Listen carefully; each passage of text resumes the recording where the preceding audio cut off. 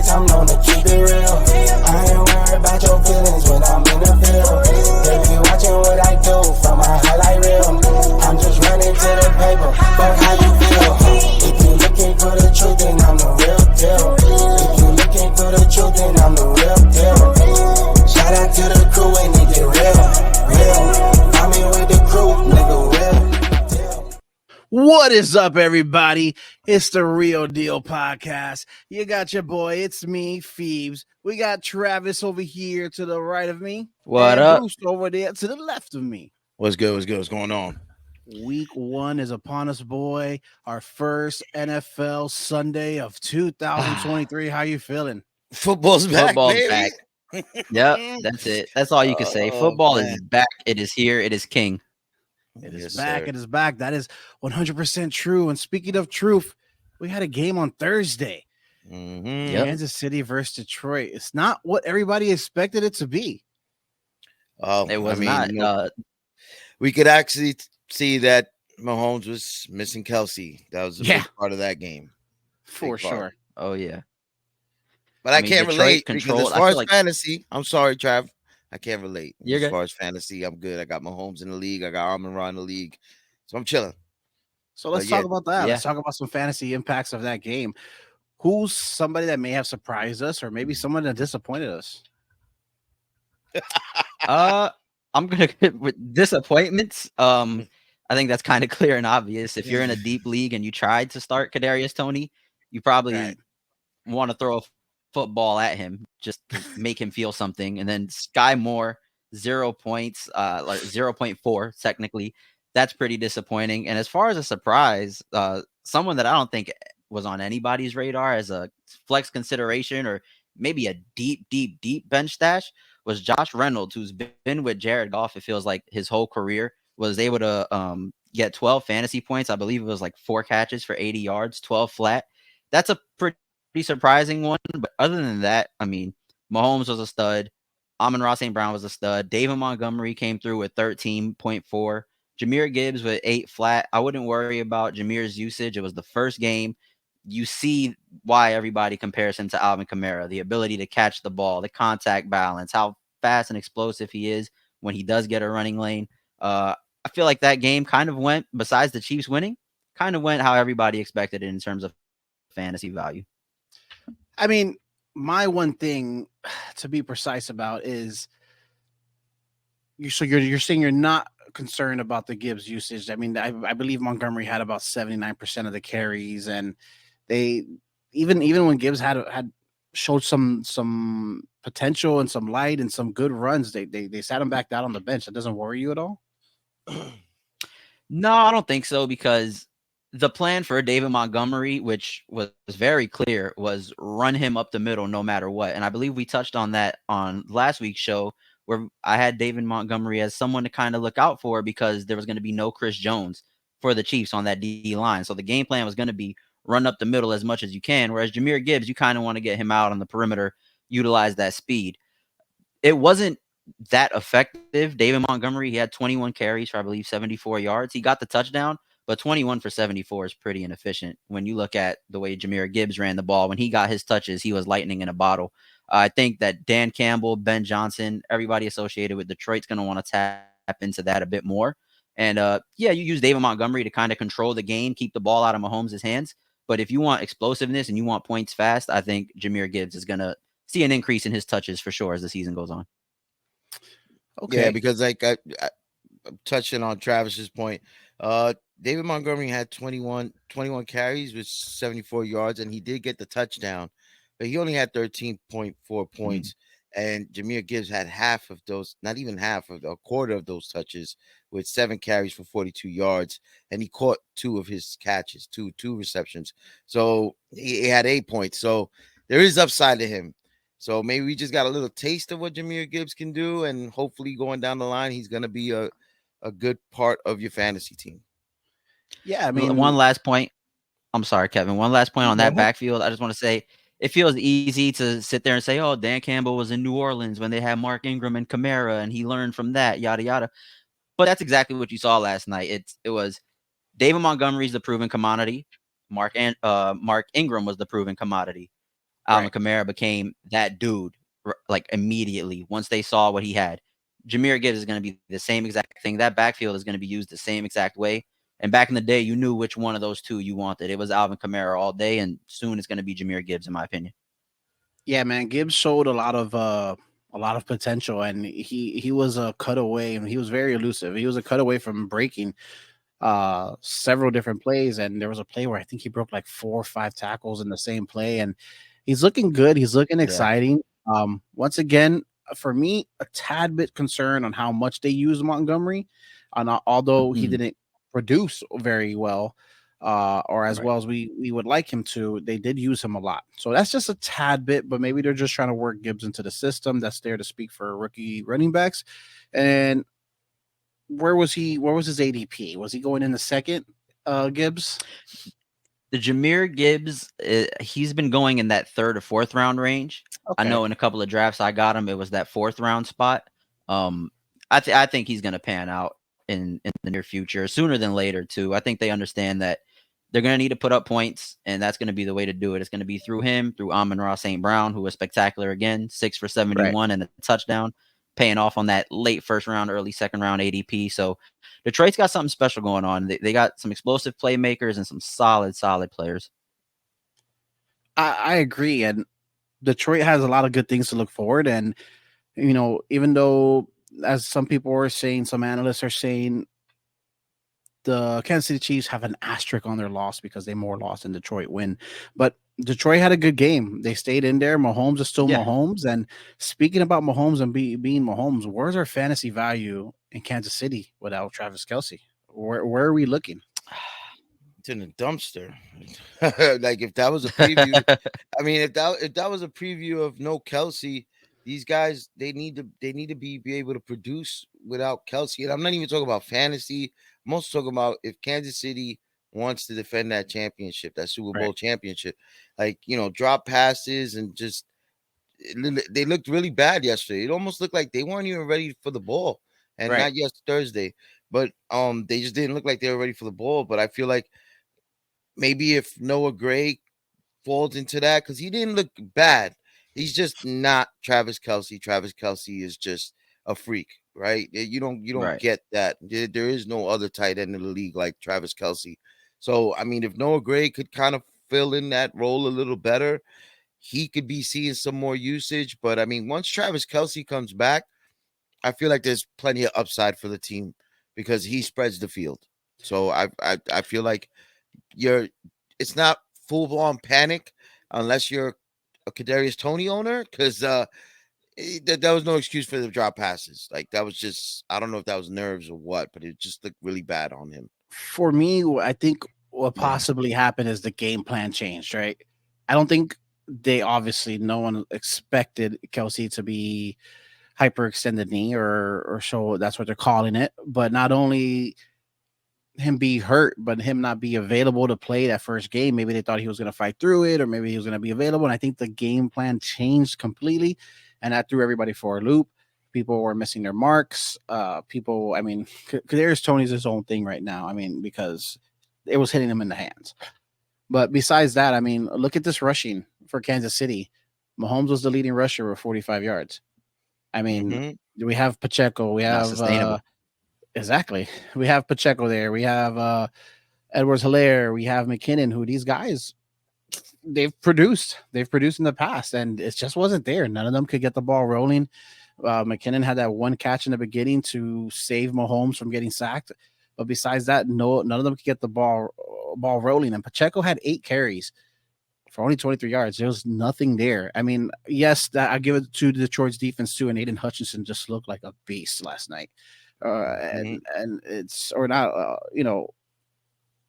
it's just difficult for this team to get the ball rolling. So it does give me a little bit of nerves. Mahomes is always going to be Mahomes. He's going to get you what he needs to get you. But overall, I mean, Kansas City is scary to have anybody. If you don't have Travis Kelce, it's scary to have anybody on your fantasy roster starting. Yeah, the thing that kind of shocked me the most with Kansas City, it felt like there was a lack of creativity when they needed it most with the absence of Travis Kelce. I thought Jerick McKinnon would for sure fill in for that intermediate range pass catching role. And that wasn't the case. He had 1 catch. the backfield, if it's going to look anything like week 1 throughout the rest of the season, it is a disaster. It's gonna I be a mean, problem. And not a good Isaiah one. Pacheco, 4 catches. Yeah, not a good problem. Isaiah Pacheco, 4 catches. When I thought that would be McKinnon's role, McKinnon was basically like invisible all game.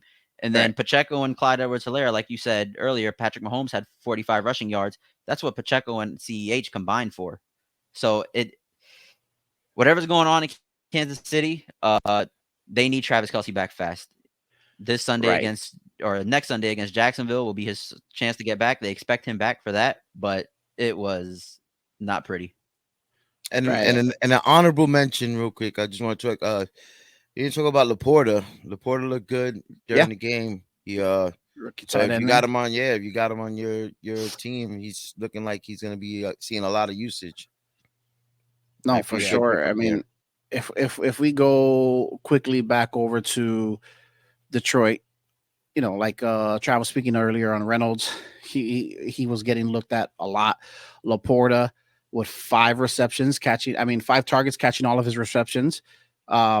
You know, it would have been nice to see a touchdown there, but he's being used, right? He's being used, and with Amon St. Brown there, and now we see Reynolds. It's nice to see Laporta being used as well. So for everybody that may have picked him up a little later in the draft and are looking to start that tight end, I know a lot of people. Bud of mine had Travis Kelce, and he picked up Laporta as his backup tight end, and and a PPR league, it worked out for him.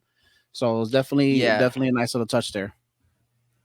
The tight end landscape is so dead that 8.9 from Laporta might as well be like 14, 15 from a wide receiver, because that position is just it's just dead in fantasy. There's nothing good out of the tight end position. All the top ones are hurt. All the streamers are below average. So you take the 8.9, you're happy with it. Well, good segue there, Trav, because speaking of dead or unable to play or IR or physically unable to perform, what's up with our injuries for week 1? Man, so the first and obvious one, since we were just talking about that game, Travis Kelce, the hyperextended knee, he's expected to be back week 2 against Jacksonville. So if you have Travis Kelce, pray that remains the case.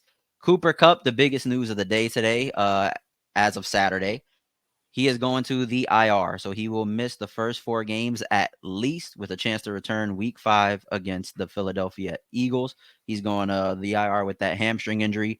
Darren Waller popped up on Friday's injury report for the Giants with a hamstring. That's kind of the big reason why some people were skeptical on drafting him, given his age and his injury history. He's questionable for Sunday night, and it's tricky because it's Sunday night. So if he decides that he can't give it a go and his hamstring isn't good, you're kind of running out of options, unless you handcuffed Daniel Bellinger at some point, or he's still available in your league and you decide to give him a stream. Christian Watson, wide receiver for the Green Bay Packers, is out with a hamstring. Romeo Doubs, questionable, also with a hamstring for the Green Bay Packers. DJ Chark, a flex play for some people, out with a hamstring. Jerry Jeudy, questionable with a hamstring. As you can tell, it's hamstring season right before the start of the season. Mark Andrews, questionable with a quad injury, and he didn't sound like somebody that was going to give it a go when he was talking to reporters on Friday. So just keep your eye on that one. These things change overnight. He could be feeling better by the time it's game time against Houston, but he didn't sound like somebody that was going to play. George Kittle, groin, questionable, but he did sound like somebody that's going to play on Sunday. If he plays, you start him, because like we've been saying, the tight end landscape is just dead. Hollywood Brown, hamstring injury, he's also questionable. And then Kendre Miller, questionable as well for the New Orleans Saints, with a depleted backfield with Kamara suspended. Kendre Miller is kind of the only option behind Jamal Williams. So that rounds out the injury report going into week 1 tomorrow. It's here, baby. Yeah. It's a lot of stuff to look into. And when we're thinking about these injuries, we're thinking about who can replace these guys, some big names there. We kind of known about we've known about Jonathan Taylor for a few weeks now, and how or what that may do to your fantasy team, or how early you took them, on how early you drafted. But Cooper Kupp's one that there was day by day, right? We kept hearing day to day, and boom, we get hit with the IR. It's tough because obviously he went in the first round on a lot of drafts, unless you drafted today after Thursday's game. Yeah. I mean, he may have Exactly. went in the first at the least the first 3 rounds after maybe you heard that he went to the specialist in Minnesota and things like that. You maybe he went in the second or third round in some drafts, but he was going first overall. So that's tough. So unless you drafted very heavy receiver, and if you did draft heavy receiver, you're having issues at the RB, it's not looking good. And I speak of this firsthand because I did that. I drafted that in that manner, and it's scary. And I tweeted something out the other day, and I said, "Hey, with Cooper Kupp and Jonathan Taylor out for a minimum of 4 weeks, my sleepers have no choice but to wake up." So it's tough. Yeah. It's tough, man. And who are we looking at on any replacements here, and who are we looking at regarding what to do if you drafted so high and you just don't have that backup? Is there anybody on the waivers we can look at? I mean, as of right now, I mean, you hopefully, depending on how deep your league is it's if there's players available. I mean, as far as replacements, I don't know who you're gonna get out of the Rams right now. Right. Like it's tricky because you got Tyler Higbee. I'm gonna go with Tyler Higbee if I'm looking at Rams players. I'm picking him up. But as far as replacements, I hope you picked a good number 2. I mean, if you were able to pick up Addison, I would roll with Addison for Right. sure, 100%. That's a good one. Nico Collins is another good one if you were able to get him and stash him into your bench. Off the top of my head, hey, if Reynolds is available in your league, I would roll. I'm serious. I mean, we saw it. Yeah, I mean, It's a go-to guy for him. So he has a good chemistry with him. So I mean, that's something. If they're available, go snatch them up. But right now, it's getting a little tricky, man. I mean, there's a lot of surprising injuries this year. Even like with Andrews and Waller, it's just what is going on with the league right now. yeah. Look at that face, man. Oh my god. That's a scary face. That's a scary guy. Jesus Christ. That's Jamal Williams. He didn't say he's ready to That eat. dude. And maybe hey, Kamara might have taken him to go get them wings. And he Right. liked them. And going back to speaking about, what we can do in lieu of our injured players or players that we're just not going to be there in time, whether it's physically unable to perform or injured, or we're not sure. Maybe there's still people lingering, talking about Jamal Williams and that backfield over there. We don't know who's going to start because we don't know who's going to play. Speaking about that, let's dive right into something that we like to call here factors and actors. Who's that guy coming up for week 1, Sunday or Monday at this point, because Thursday's already over with, that we are going to depend on, that we have to look at? Maybe your guy's hurt and maybe you could pick this guy up, or maybe he's on your bench and you go ahead and you start him over that guy that you're not too sure about. Yeah, week 1 factor for me is going to be somebody who's on a team that should see positive game script for the running game. So this is a running back. He should be able to absolutely run the ball down this defense's throats. This team should put up maybe 30 plus on a pretty weak defense in Houston. I'm going with J.K. Dobbins in Baltimore. Currently projected to get 12.87. His projections have kind of bounced all over the place this week. I've seen him as high as 15, now as low as 12.78. I just think that the game script fits. This should be a blowout.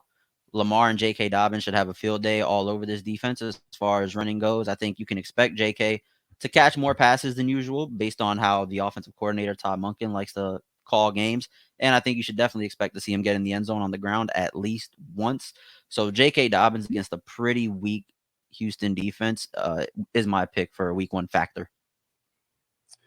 That's a good pick. Bruce, what about you? Who are we looking at for your week 1 Well, factor? with Waller, with Waller, Darren Waller, and uncertainty there with him, we don't know if they're playing mind games. We don't know what they're doing. We don't know what the Giants are trying to roll with. But for me, my personal, I went with Bellinger, because last year, prior to his eye injury, he was doing good. Him and Danny Jones were connecting. He was a guy that he was looking for. And that's one that I would roll with. I'm gonna roll with. I have to roll with because I had Travis Kelce in another league, so I had to make a decision on either Schoonmaker or Bellinger, and I have to go with Bellinger. and that's and he connected with him in the preseason for a touchdown. Like that's things that I would look at and I would go for if you're looking for a tight end to replace Waller um this week. If I mean the tight end field, even one I would say, and just a quick tidbit, maybe if you could find Hunter Henry, that's another one you might grab. But I'm going with Bellinger this week as Yeah. my factor. I think he's going to get a lot of targets. If something happens with Waller, he might have to. They might even have Waller on a limited snap. So it's possible Bellinger gets a touchdown this week. I How like about that. I you, like that Kevin? one. I like that a lot. No, that's pretty good. I mean, for me, mine is more of going again. Speaking about the injuries, like who do we look for when another player's out? You know, and yesterday that didn't work so well when we were talking about Travis Kelce, right? We were hoping that other people will step up, other people will do their thing. My guy is Tyler Higbee. Cooper Kupp out, Tyler Higbee. He got over 108 targets last year. That's big with Cooper Kupp being healthy most majority of that time. That's big that this guy's still getting so many targets. He ended last year as a tight end 9. This week he's ranked at a tight end 6. That's after the injury update and everything with Cooper Kupp. He's rated at that tight end 6. I see him not much more, but more being up there in that top 5 tight ends because there's not much to go there. He's the number 2 guy.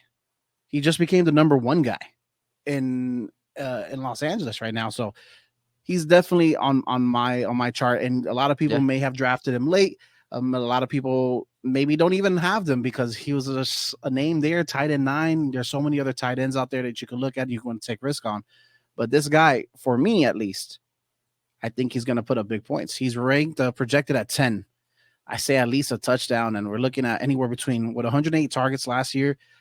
Hopefully, if he has 5 to 6 catches, we got a good week for our tight end here. Mm-hmm. And that kind of goes back to last week's episode where I was saying, like, there's other tight ends out there that have higher value, in my opinion, than Mark Andrews. Right.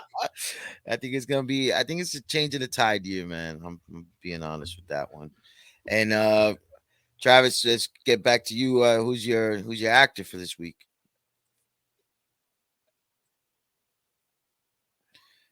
My actor for this week is going to be a player that I've kind of fallen out of love with since his rookie year. Looking at Najee Harris against the San Francisco 49ers. Bad enough that that's a really tough defense to play against. And Najee just doesn't have that explosiveness that you really look for in a running back. Ever since his rookie year, he hasn't been that good. He had a solid stretch last year of about 2 to 3 games, but I think Jaylen Warren, his backup, is going to be someone that's going to be annoying for Najee Harris owners, and he's going to take touches away from Najee. And Najee's going to see his touches, his fair share, but I don't think they're going to go anywhere against San Fran. And then I think that's where the Jaylen Warren situation comes in. Well, if Najee can't get these yards, let's see if Jaylen Warren can. And I think it's going to affect Najee Harris's production. And as an owner, it's probably going to piss you off a little bit throughout the season. So going against San Fran just isn't a good matchup for a running back, especially one like Najee. So he's going to be my actor for week 1. Okay.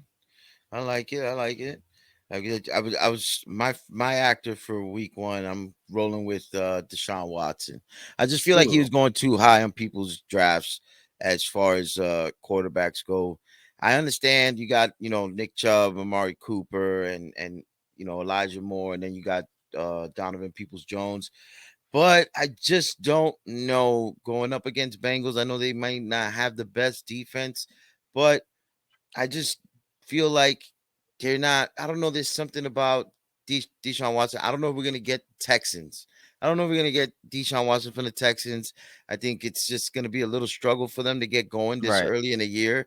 I mean, unfortunately, I understand that the Steelers, I don't know why people are drafting him so low, but I understand the Steelers are going against the Niners.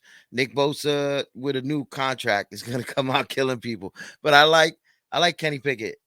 I feel like he didn't have to go that far down. I honestly feel like he's gonna have a better year than Deshaun Watson. I think Deshaun Watson was just going too high on people's boards. Wow.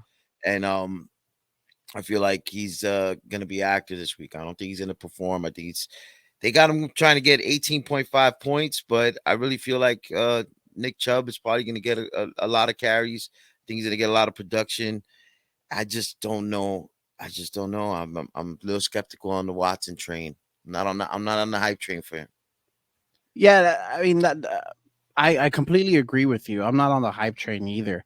I know he has high standards and we have high projections for him, but I don't see it. I don't see what everybody else sees in that offense. They're missing pieces. They have less pieces than last year, in my opinion, and I just don't see it. So I completely agree with you. And speaking about new players, new teams, and how they may relate, for me, my actor is going to be exactly the man that I showed you on the screen a little earlier, Jamal Williams, and this is why. Jamal Williams, there he is over there for Detroit, making some plays on the goal line. That's probably what we're going to get in New Orleans as well. Now, my problem here is we don't know what's going on in that backfield. At least for these first 4 weeks, we don't know with Kamara out. We don't know what we're going to get. And we have Miller now, as Trav told us, on the injury report. We don't know if he's going to start. We don't know if he's going to be out. This is just a dangerous play. So my reason for putting him as an actor is that you may think Kamara's out. Miller more than likely might not suit up. He's going to get all the carries. Be careful because that Tennessee defensive front is serious. They gave up the least points to running backs last year.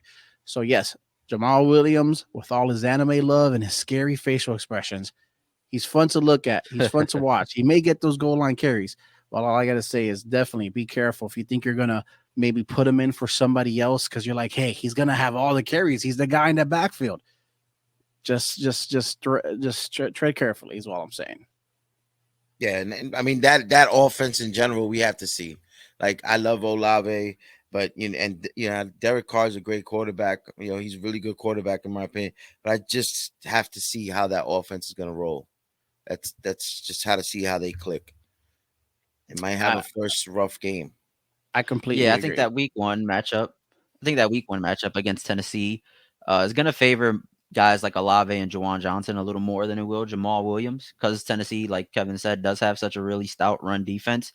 The secondary is a little weak, especially at corner. So I think Olave, Derek Carr, and Juwan Johnson should be fine. I understand the panic with Jamal Williams. Don't feel like you need to start him because he's the only healthy running back. You probably drafted him as your RB4 anyway, so don't try to force it in there just because he's the only healthy one. Right. Which is exactly where I was coming from. Is just be careful. I know he's not a big name on your list. I just want people to be careful there because you might think, hey, he's the only guy back there. He's going to get all the love and he's going to get those goal line touches. Maybe against another team, I'll say, hey, maybe throw him in the flex or something like that. But just be very, very careful this week with Jamal Williams. That's right. And even though we just did factors and actors, what games of week one are we looking at? Which games are you guys looking at? I want to see if for me, I'll start off. I want to see what is the Cardinals going to embrace the tank. I mean, it looks like they're committed. So I want to see what Sam Howell's going to come out and do and things like that. Because if they're embracing the tank, we'll see what happens. I mean, that offense is either going to be flat or that defense. I don't think they're going to fully, tank games and things like that. But I don't think they're going to be playing the same. It's just that's one I want to see if there's any potential over there in the Cardinals offense. Anybody that we could pick up. And then just to see how Sam Howell comes out, Jahan Dotson, Terry McLaurin. I just want to see, you also have Hopkins and Robinson. So there's stuff to watch on these offenses. So as far as fantasy implications later down the season go. That's an excellent point. Antonio Gibson? Antonio Gibson. What did I say? Hopkins. Get your mind out of Tennessee, because we were just talking about Tennessee. So if you guys don't know, I will do that all Welcome the time back. in this I'm show. back. So welcome, Bruce, because that's me. No, but to your point, think that's as a far game as- that may not be fun to watch, but for a fantasy aspect, it's fun to pay attention to see what we have coming out of there. What were you saying, Trav? Yeah, kind of similar to what you just said, Kevin. One that's not going to be pleasing to the eye as an NFL fan, but has some interesting fantasy storylines is going to be Atlanta versus Carolina for me, because Atlanta has Bijan Robinson, Drake London, Kyle Pitts, all guys that probably went in the first 4 or 5 rounds in your drafts, but they're all tied to a quarterback that nobody wants to touch in Desmond Ridder. So how does Desmond Ridder look with these weapons? Is he maximizing the potential of these 3 first-round picks that he's been surrounded by? So that's something that I'm looking forward to. I'm pretty sure Bijan Robinson is going to be Desmond Ridder proof, meaning you don't need Ridder to have a good game for Bijan to have a good game. It's not going to be the case for Drake London, and that's not going to be the case for Kyle Pitts. Kind of the reason why I've been fading those two as pass catchers, unless I got them at value. I need to see what Desmond Ridder looks like. And Carolina's defense is not sweet. They're going to have a bad year, but it's going to be because of how lackluster their offense is as far as talent goes. Bryce Young, I think, will be good soon in a couple years, but they don't have that much talent on offense. Their defense is legit. And I think they're going to give Atlanta some problems in week 1. I just want to see if these guys are Desmond Ridder proof as far as fantasy production goes. What are we looking at for Bijan PPR format? What's our high? Our high, I would love to see at least 15 from him. I think with the involvement in the passing game and the volume he should see in the running game. Now, I don't want to say I would be surprised, but I do think it's in the realm of possibilities that we kind of see him get eased into the flow of things week 1, the same way Jahmyr Gibbs did with Tyler Algier back there, who was a 1,000-yard rusher last year. But I think all things equal, if Bijan sees the amount of touches that we all want him to see, I would expect at least 15 as far as pass catching goes, running the ball on the ground. They have a really good offensive line. I think that's an underrated thing about Atlanta's offense. I think Bijan should be able to see 15. And based on where you drafted him, you're hoping he gets that as well. Do we see split carries as we did in this Detroit game with a rookie running back, or is Bijan's just a different type of animal that you think we're going to get majority of the carries there and he's just going to get majority of the love, and we're going to show everybody why he's a number 1 or round 1 draft pick rookie RB for fantasy? I want to say yeah. No, I have to say yeah, right? I have him. I grabbed them in my first round pick, so I got to be a Bijan fan right now. Pass the Bijan mustard, baby. Let's get it going, because I'm hoping they just treat him as a true RB1. They put him in there. They play him. Algier probably come in on some rest downs, third down option maybe, but I honestly think they're going to just use him as a true RB1 over there, and they're just going to probably run him to the dirt as far as trying to see what he can do this season, and just going to play him. They drafted high, so they gotta ride with the Bijan, you know? I agree, man. Yeah, I don't understand drafting a player that high to not get the most value out of him as early as possible, especially in a market where we're not giving these guys second contracts once their rookie contract is done. Run them into the ground if you have to. I'm hoping to see a 65-35 split with Bijan Robinson and Tyler Algier. I think with 65% of the carries, Bijan should be able to pay off that round 1 capital that you invested in him. Mm-hmm. I need it. I was real confident making that pick. So I really hope that he does something special, man. I think he is. Hopefully, he is somebody special. Like watching him, I like the way he runs the ball, so I'm looking forward to him. But I don't want to stay stuck on the Bijan. Kevin, please let us know, what are you looking forward to this weekend? Man, I got a few games that I'm looking at, but if we're talking about fantasy implications, and is everybody going to be the same, or are they going to put up the same points that we saw last year or may have dwindled last year? It's the Dolphins-Chargers game. Is Tua going to come back just as good from his injury? Because when he was good, man, he was good. He was putting up points. If you had Tyreek Hill, if you had Waddle, you were loving life when Tua was in the game, because top receivers have 2 top receivers, especially in fantasy implications, on the same team. It was huge. You had nothing to worry about. And on the other side, I mean, we have the old battle between Tua and Herbert. I mean, we got Eckler, we got Allen. There's so much points on the board here. Now, are we going to get a high scoring game? Or are we going to get a game that's just going to keep going back and forth? When defense is heavy, and I say this with all due respect to Tua, is he one hit away from, no longer playing this game? I want to watch this game, because if Tua is as good as he was last year when he was on fire, this is going to be a lot of points in this offense. And the only issue we have over here in the Dolphins is what's going to be the running back situation. But another guy, Mostert, when he was hot, he was hot. Is that going to be the situation again? Or are we going to see more of a, how do you pronounce his name? A chain? Or what's going to be going on there? We already kind of know what's going on with the Chargers. The Dolphins is going to be good to see because what did Tyreek Hill say? 2K this year? I mean, if you have him on the team, you have him on your fantasy team, that's what you want.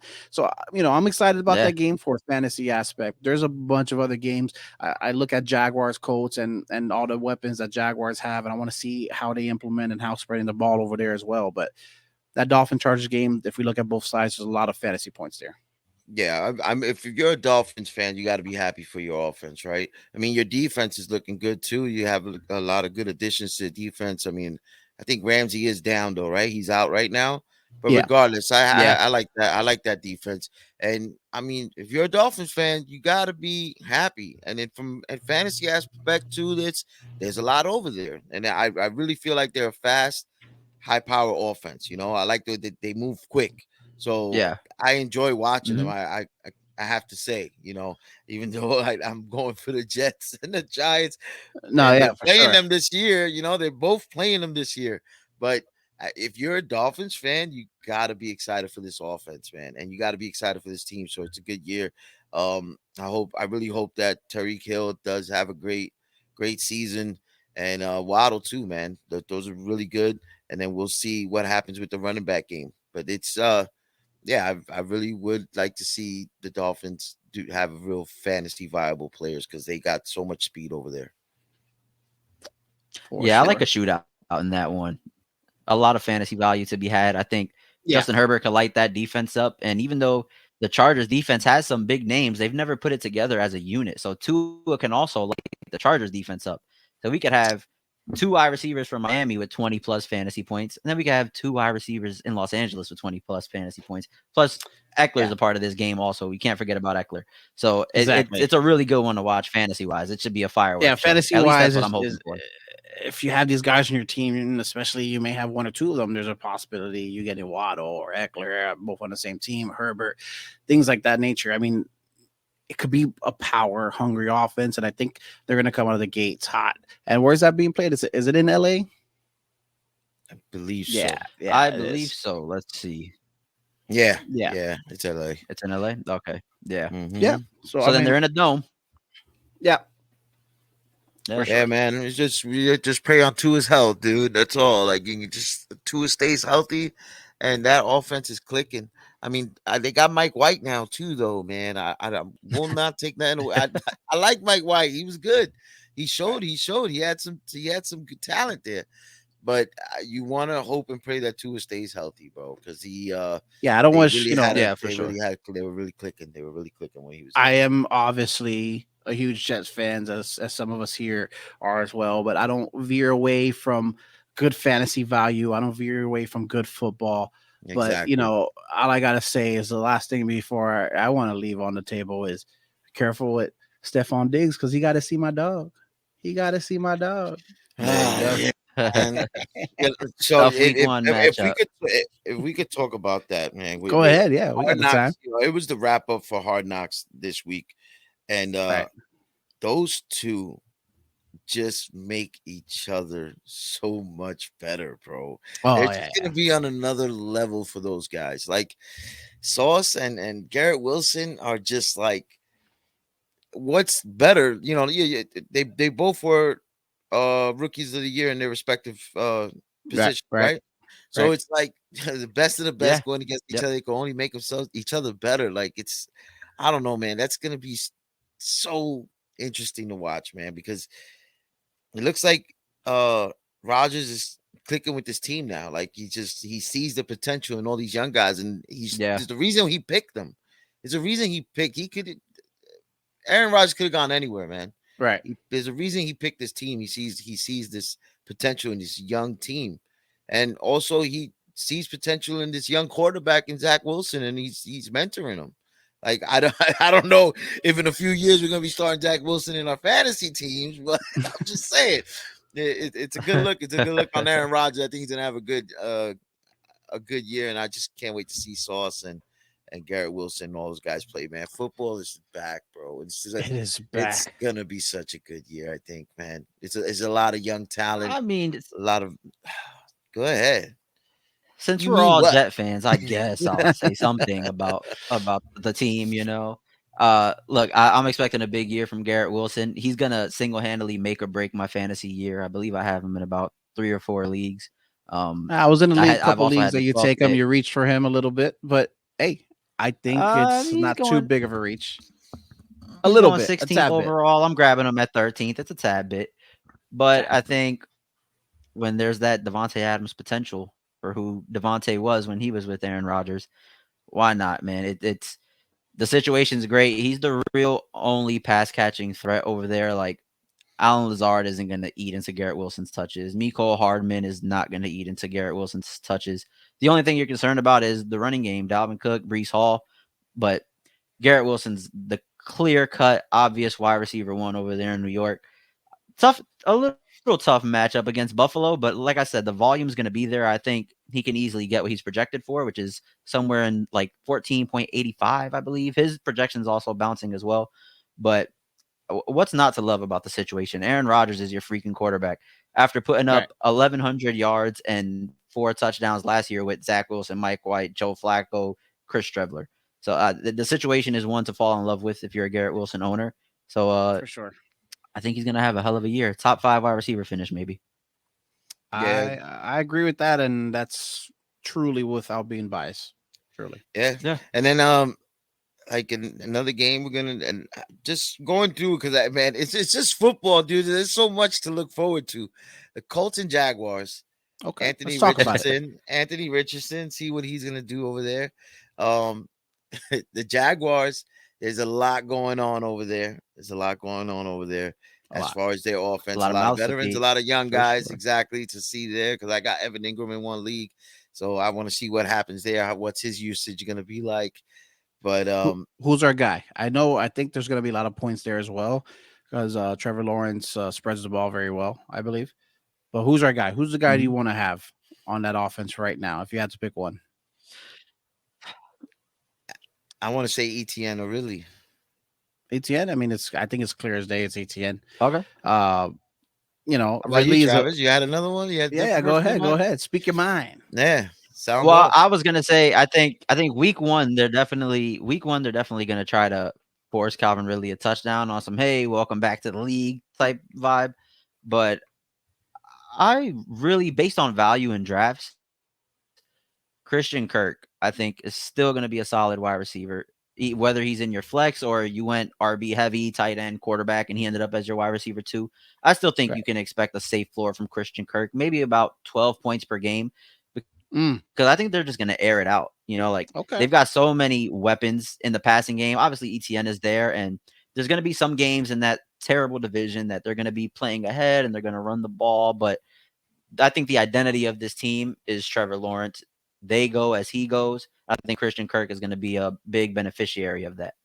I strongly agree with that. Like I said prior to starting this conversation, Lawrence spreads the ball very well.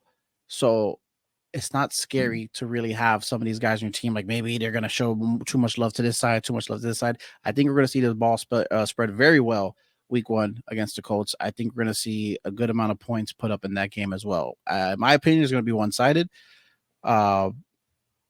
Richardson on the other end, he may have a run-in or two, I can see. So that may help you as well. I don't know how many people are actually starting him unless they're in a deep league or super flex.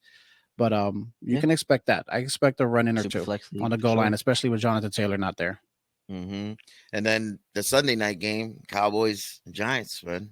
There's a lot of there's high expectations, man. And some Is Deuce gonna make an appearance? Yeah, hell yeah, he's gonna make an appearance, man. I don't care, bro. I understand they got Dow. Yeah. Dow. You got Pollard and Dow. Rico Dowdle. Dowdle. Yeah. Dowdle. Supposedly he's higher. He's RB2 in the depth chart, but I'm telling you, Deuce is a little secret weapon, bro. A little is right. Yeah. Supposedly, it's but also the Giants, man. Who's gonna be the receiver over there? That's the question. That's the question on everybody's head. Oh my gosh. Who's going to be the receiver?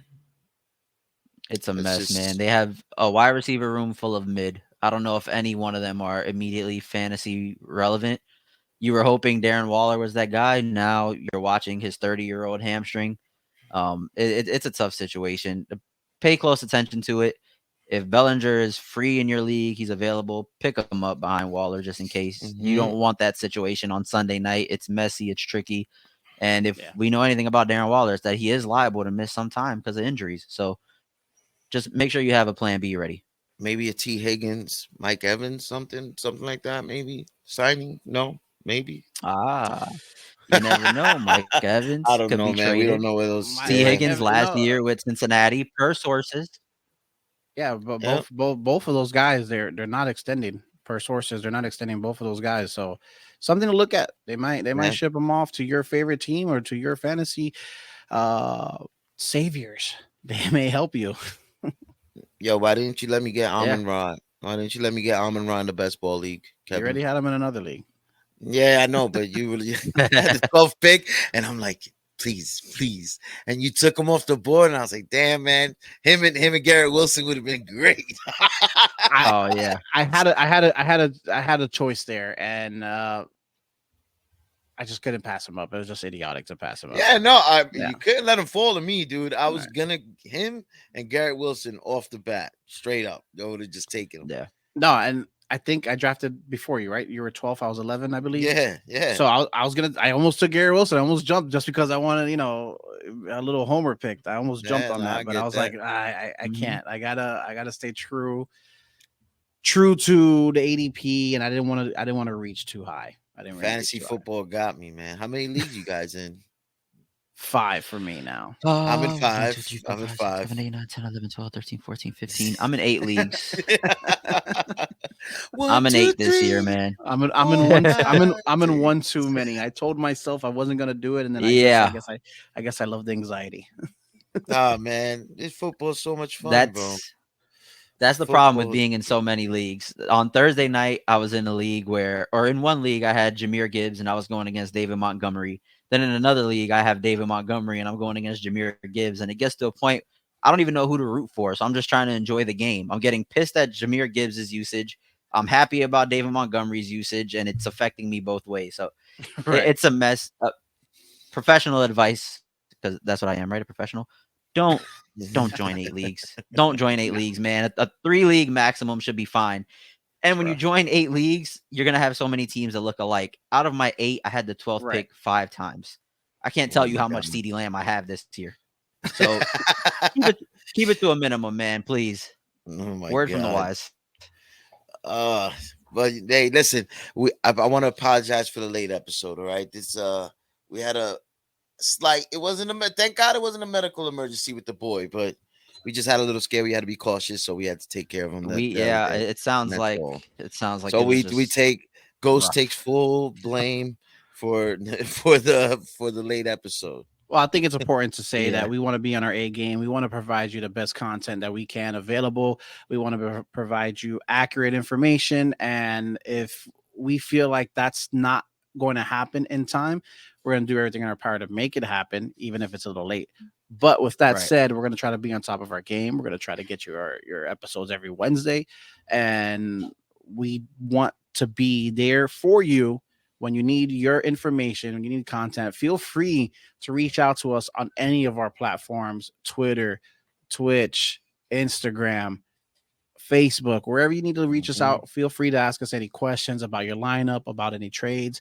Trav, Bruce, and myself are always paying attention to our platforms, and we'll be happy to give you any advice. Or if you want specific advice, maybe you don't think my advice is as good as Trav's, or you don't think Bruce is as good as Trav, request us specifically. We'll be more than happy to reach out to you and help you with your lineup before the games on Sunday. I'm the best. Okay? The best. I think there's an underrated part of everything you just said. Go ahead. The crown in the back. I think there's an underrated part of everything you just said, Kevin. We know nothing. I want to know the guy behind Bruce, if he thinks Antonio Gibson or Brian Robinson is the better start from the Commanders this week. what does he have to say? He reached out. He looks like he's trying to tell you something. Yeah, guys trying to tell me Antonio Gibson is the guy. And You seen that TikTok? You seen that TikTok where the dog picks the teams that are going to win? You gotta get close on that. Yeah, there you go. Yeah. Antonio Gibson propaganda. Antonio Gibson. Yep. Yeah. Any last words, fellas? No, that's it, man. We'll be back. We're here. Football's back. We'll be back, but football is here. That's all that matters. Football is here. Matters, I can't wait to vent next episode about everything that went wrong with my teams. All the exciting stuff after Sunday's game and after Monday's game as our Jets go against the Buffalo Bills. And ladies and gentlemen, no more injuries. No more injuries. No more injuries, please. If you looking for the truth, then I'm the real deal. If you looking for the truth, then I'm the real deal. Shout out to the crew and they get real. I'm in with the crew, nigga, real deal. You not on the team, boy, you on the bench. You not in my league, how I'm on your neck. Hey, I heard you working out, please don't hurt yourself. My pockets by the flex, your pockets gotta stretch. Okay, don't too much and boost go at your chest. I just told Pete to let it go, but he ain't got already set. And